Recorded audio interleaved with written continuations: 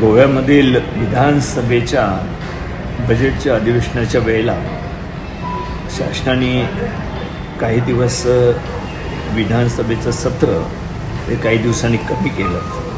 त्यामुळे बरेचसे प्रश्न जे विरोधी पक्षनेते आणि काही आमदारांना त्या ठिकाणी मांडायची होती ते मांडू शकले नाही, की जे गोव्याच्या जनतेच्या हिताची प्रश्न होती. मग यामध्ये युरी आले मावनी जी भूमिका घेतली की अधिवेशन चाललं असतं तर ते योग्य होतं.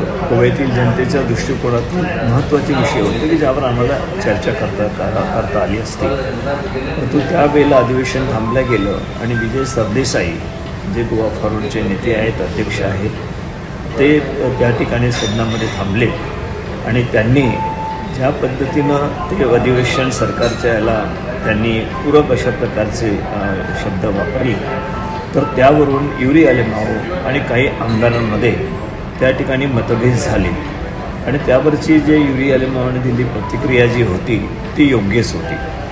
त्यामध्ये बोलत असताना रागाच्या यामध्ये त्यांनी जे काही शब्द वापरले त्यामध्ये एक दोन शब्द असे होते की ते न पटणारी होती, की असे वापरू नये हेच माझा हेतू होता.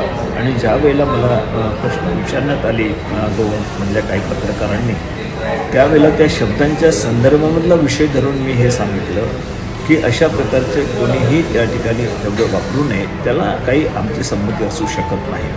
तर हे सर्वांसाठीच मी बोललो होतो, कोणीही वापरू नये, कोणी हर्ट होईल अशा प्रकारचे अशा प्रकारचे शब्द त्या शब्दाच्या संदर्भामध्ये. परंतु जी भूमिका होती युरी आलेमावांची ती अत्यंत व्यवस्थित होती.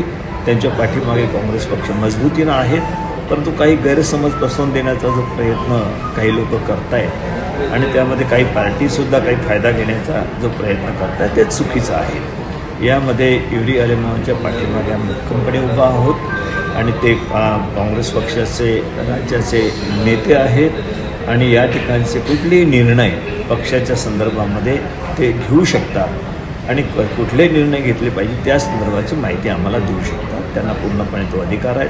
परंतु त्यांनी काहीतरी त्यांची काही किंमत कमी झाली तर त्यांच्या संदर्भामध्ये अशा प्रकारचं त्यांच्या संदर्भातलं वातावरण अत्यंत करणं चुकीचं आहे.